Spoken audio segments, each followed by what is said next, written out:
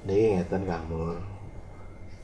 Wau kula mireng kok enten istilahe kata-kata apa unen-unen lah wau kok enten manungsa urip. Manungsa urip niku kedahe pripun to Kang Mul? Manungsa urip nggih. Manungsa urip wonten alam donya. Nggih, ya niku Gitu. maksude. Lah niku nggih. Manungsa urip wonten alam donya niku manungsa tersebut urip wonten alam donya enten sing nguripi. Ngoten lho. Enten sing ndamel Sang Pencipta niku wau gitu. Nggih. Lah nek upami teng alam donya niku kedahe pripun gitu niku sejatosipun katon teng pribadine piyambak sing kedah pripun sing badhe nglampahi sae napa ingkang awon ngoten lho Mas.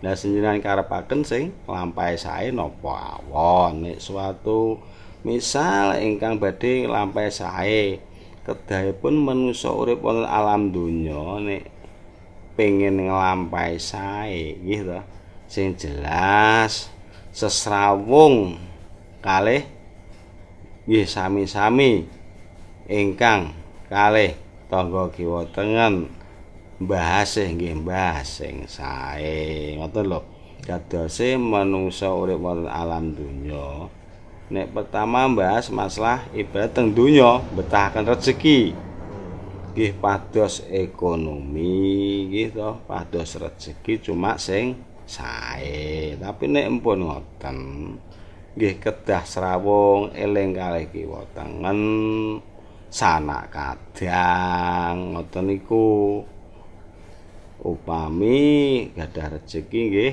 berbagi sesrawung soal jenengan niku teng donya nggih mboten dewi nggih enten ciptaane Yang Maha Esa menika kathah ngoten lho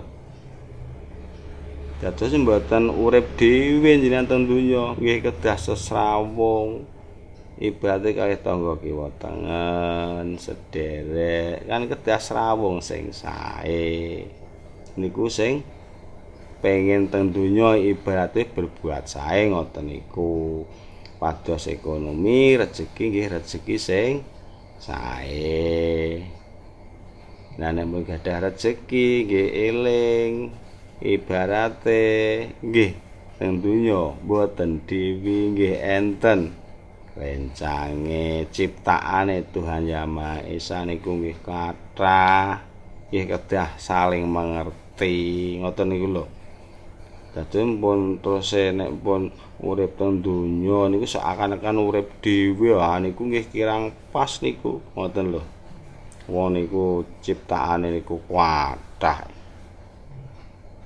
jadi menungsa mawon kathah nggih kedah sesrawung amak srawunge sing sae ngoten niku wau lah nek pun teng alam donya berbuat sae soale kan nggih nyatane sing sae nggih angsale sae sing awon angsale awon ibarat niku tanduran kantun jenengan Mas teng donya niku nandure sae napa awon nek jenengan nandure sae berbuat sae kesaenan gitu pados ekonomi pados dalan sae gitu ibarat sesrawungan nggih ngojahaken barang sae gitu niku sing jelas berarti kan nandur sae lah nek nandur sae niku jenengan mesti ngunduhe nggih sae ngoten lho Mas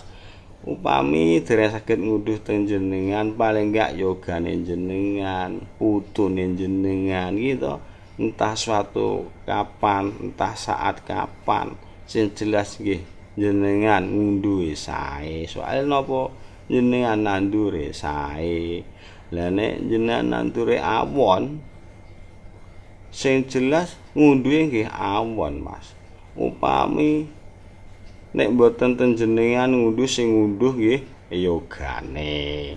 Nek mboten yogane mengke nggih putune lha nggih nesakaken ibarat jenengan sing berbuat gitu, jenengan sing berbuat awon, sing nandur awon, sing ngunduh yogane napa putune jenengan. Lho nek jenengan nesakaken. Nah ngoten lho mulane nandure berbuat sae dadi suatu saat sawanci-wanci panen cara ngunduh sing sae. Upami mboten jenengan sing ngunduh kersane yogane sing ngunduh tapi kan sae ngoten lho. Upami dereng teng yogane mungkin teng putune bakal ngunduh sae. Soale napa jenengan nandure sae Mas. Ngoten lho. Nek nandur sae ngunduh sae, nundur awon nggih ngunduhe awon. Suatu lha jenengan upami niki nyata mawon. Jenengan nek nanem pari niku terus ibarate panane napa Mas jenengan?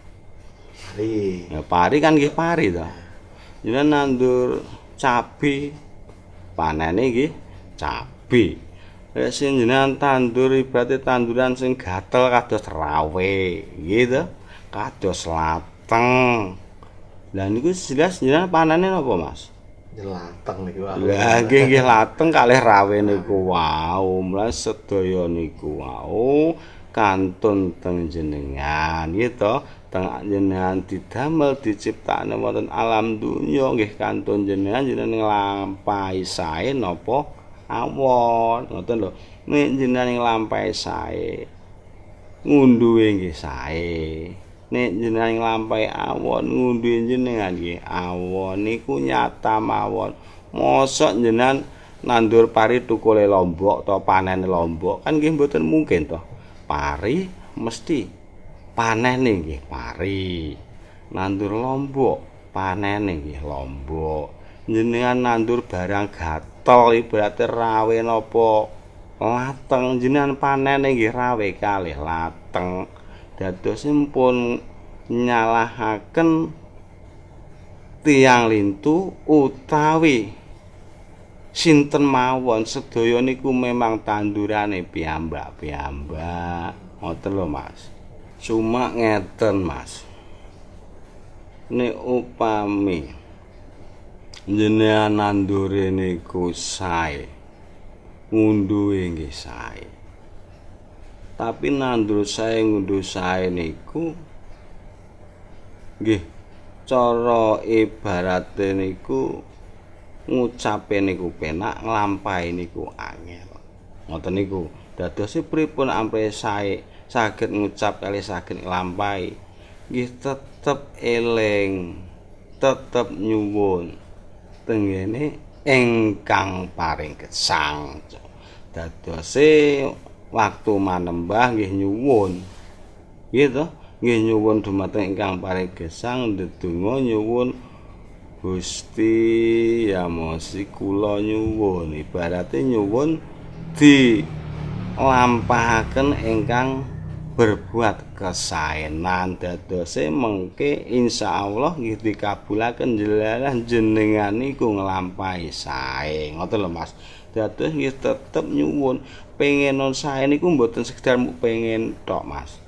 Pengen sae gitu, pengen sae tapi nggih kadang niku badhe berbuat sae mengke enten godhone malih berbuat awon ngoten. Dados nek ibarate pengen sae ampre saged nglasanakaken sae nggih tetep kedah eling nyuwun tenggene ingkang paring gesang supados dilampahaken ingkang sae ngoten. Tetep niku harus meminta atau nyuwun tenggene ingkang paring gesang Sang Pencipta menika.